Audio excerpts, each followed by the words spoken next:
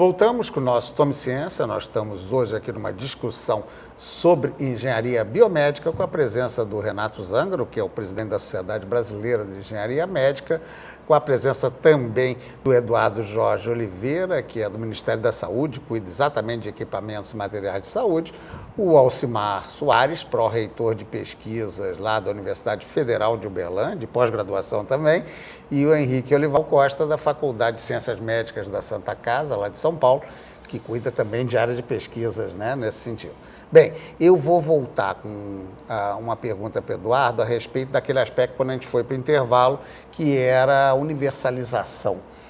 Hoje em dia, que dado você tem, de que parâmetros nós temos, por exemplo, seja tomografia, ou seja, esses equipamentos, eles estão disponíveis como no Brasil? Bom, André, é interessante essa pergunta porque quando a gente observa a distribuição espacial dessas tecnologias, principalmente aqueles produtos de alto conteúdo tecnológico no país, nós verificamos que a tendência sempre foi a de concentração, ou seja, nós temos grandes equipamentos o suficiente, mas altamente concentrados nos grandes centros, ou seja, nas grandes capitais, nas grandes metrópoles, nós temos equipamentos disponíveis, temos tecnologias de ponta e de última geração. Entretanto, quando a gente vai migrando isso para o interior do país ou se afastando um pouco do litoral, nós temos grandes áreas, digamos, cinzentas, grandes vazios, onde a tecnologia não chega à população na ponta por uma série de questões, porque geralmente são tecnologias caras, de alto custo de manutenção, e as cidades, as instituições localizadas no interior não têm condições de manter e suportar essa tecnologia, e isso de alguma forma aí gera aquele transtorno que é a migração do paciente que está no interior do país para o grande centro, que eventualmente gera um acúmulo maior e também enche os hospitais. Enche os hospitais locais. Então isso é um problema que a gente tenta atacar isso, desestimulando, digamos assim, essa concentração massiva de tecnologias médicas em grandes centros e tentando ampliar o acesso à população no interior do país. Sim, e aí tem um problema. Vamos jogar aqui para a bancada da direita. Como é que é essa questão em termos, por exemplo, uma tomografia que você bota na cidade interior, se não tiver o técnico que manobre, ela não vai poder ser utilizada.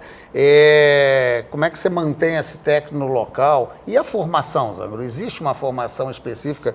Porque não é só o fabricante, né, o engenheiro que ajuda a fabricar, mas tem o operador. Como é que é a questão da formação? Normalmente, os equipamentos hoje, como de maneira cultural, quem manipula ou pilota, vamos assim dizer, os equipamentos está muito na mão hoje do próprio médico e dos enfermeiros, né, no uso de uma maneira geral. O que nós estamos nos esforçando em termos de engenharia biomédica é fazer com que nós tenhamos mais profissionais da área de engenharia atuando nesse ramo, que é uma área tecnológica, né, onde a formação do engenheiro é bastante apropriada para isso.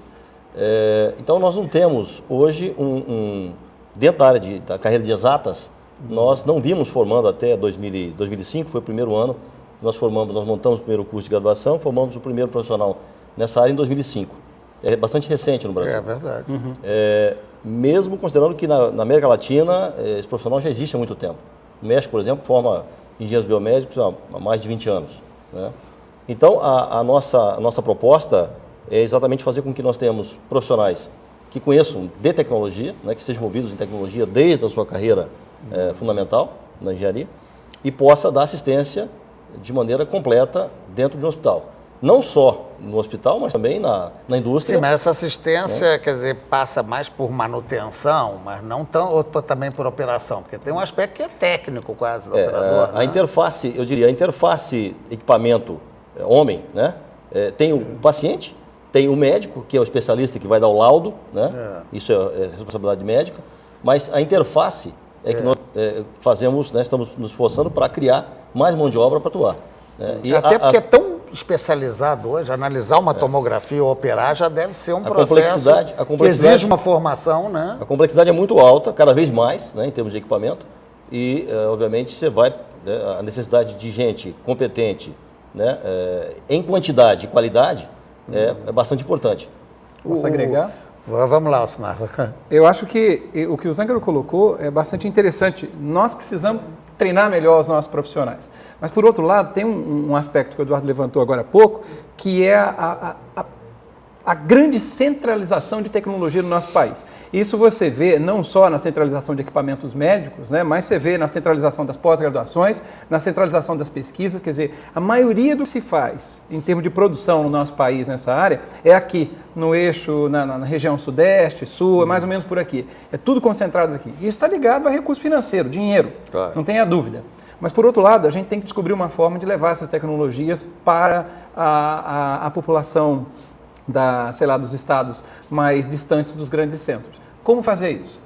A tecnologia hoje já está começando a fazer isso. Hoje nós temos acesso, por exemplo, nós temos possibilidade de desenvolver alguns trabalhos, por exemplo, entre médicos, entre clínicas, onde um médico não tão especializado num determinado assunto, ele pode fazer um pequeno exame, enviar isso via internet, via um link rápido para um outro. A gente tem um negócio chamado telemedicina aí, onde o próprio paciente, com um pequeno treinamento, ele mesmo coloca lá um medidor de pressão, liga na linha telefônica, transfere lá para o outro lado para o médico, esse médico pode dar um laudo, ou seja, há várias maneiras da tecnologia, dos avanços tecnológicos apoiar isso.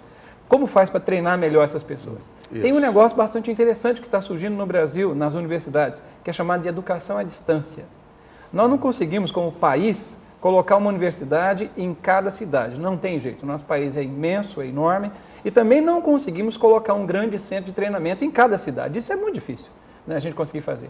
Mas a gente consegue levar os profissionais até lá, seja via cursos de apoio, de especialização, seja via curso de educação à distância, seja com acordos para levantamento de diagnósticos à distância, ou seja, nós conseguimos dar um pontapé muito forte. Mas, de novo, a gente precisa de políticas bem direcionadas para isso.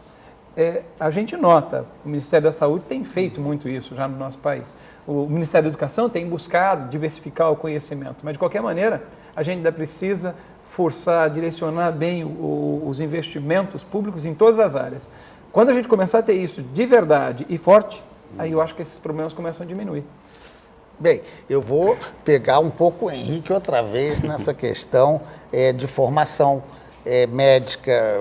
Já notei, não sei se é fato ou é só sensação minha, que acaba existindo aquele médico especialista no laudo, não é isso? Porque o médico especialista na doença nem sempre tem a capacidade de ler. Quer dizer, já é uma especialidade, já é um processo de especialização que está acontecendo?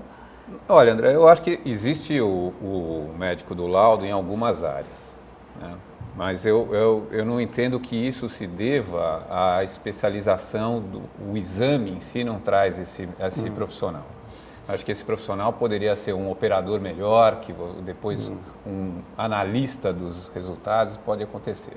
Eu acho que o nosso principal problema aqui, em relação até à própria formação e tal, sempre volta para a demanda. Então, o que se colocou aqui é óbvio, né? Nós temos um país, a saúde, ela não é diferente de qualquer outra atividade, então depende de demanda. A demanda brasileira é litorânea e é de capital. E toda vez que você tem alguma coisa, tem um custo que é grande, não é pequeno, o custo da tecnologia, ela precisa ter uma demanda do outro lado. Então, isso que o Alcimar falou, acho que é super pertinente. Nós temos que... A política de distribuição da tecnologia, ela não dá para forçar você levar grandes coisas tecnológicas para o interior, se o interior, não tiver quem use, quem saiba... Ficar subutilizado também. Então, eu acho que a telemedicina e a educação à distância, nesse caso, pode ser um grande massificador ou popularizador ou democratizador do sistema de saúde como um todo. Quer dizer, hoje tem países como a Itália, por exemplo, que a telemedicina, a Itália é um país pequeno, nós somos um país continental. Verdade. E a Itália usa a telemedicina para as pequenas ilhas. O sujeito não precisa se deslocar. Então, você tem um grande centro de apoio técnico, de apoio de diagnóstico, em diversos locais com centros assim, seria muito interessante. Você formar pessoas para que do outro lado possa receber, coletar as informações, retransmitir, talvez seja uma política estratégica muito interessante. Nós temos que pensar que não dá para você levar o problema não é nem mais o técnico você levar para uma cidade no meio da Amazônia uma tomografia, você não tem o aporte de eletricidade, você não tem o doente diversificado, inclusive para alguns tipos de exames. E nós temos que nos preparar para o futuro, porque, veja, a coisa não é só equipamento. Eu sei que nós estamos aqui com uma turma da engenharia biomédica, mas a medicina, ela seguramente ela vai virar esse século meio que apoiada na biologia molecular. A parte do projeto Genoma, a tecnologia associada à proteômica, quer dizer, você conseguir dominar, entender a célula, ver como ela produz, ela provavelmente vai dar aquela guinada que a gente sempre quis, que era tentar atuar de maneira preventiva em muitas das Antes que o doenças. problema aconteça, exatamente. E isso é uma diferença muito grande, que assim, não existe o conhecimento difuso em nenhum lugar do mundo. Ou seja, o Brasil ele não precisa correr atrás, ele pode correr junto com os outros nessa formação. Antes da gente entrar, quer dizer, como uma mudança, como uma novidade, deixa eu voltar um pouquinho com o nosso Eduardo. Qual é a política do Ministério em cima disso que nós estamos falando aqui? Olha, André, é interessante. A telemedicina é inquestionável a capacidade que a telemedicina tem de garantir acesso a exames de alta complexidade, principalmente em regiões remotas, né? Mas como a questão saúde, como também engenharia biomédica, tem essa questão da transversalidade do conhecimento, os gargalos tecnológicos também são transversais, né?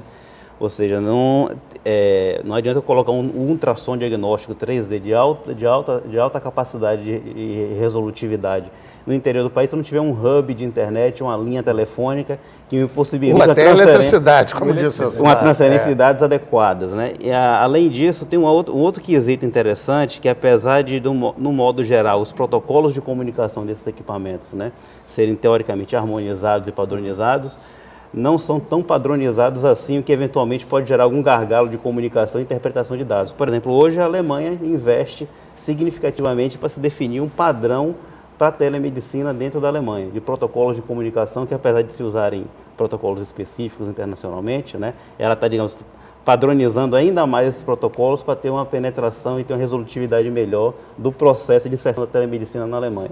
Então, isso é uma coisa que tem que ser pensada também a nível Brasil. Sim, mas há preocupação do Ministério com isso. Sem dúvida.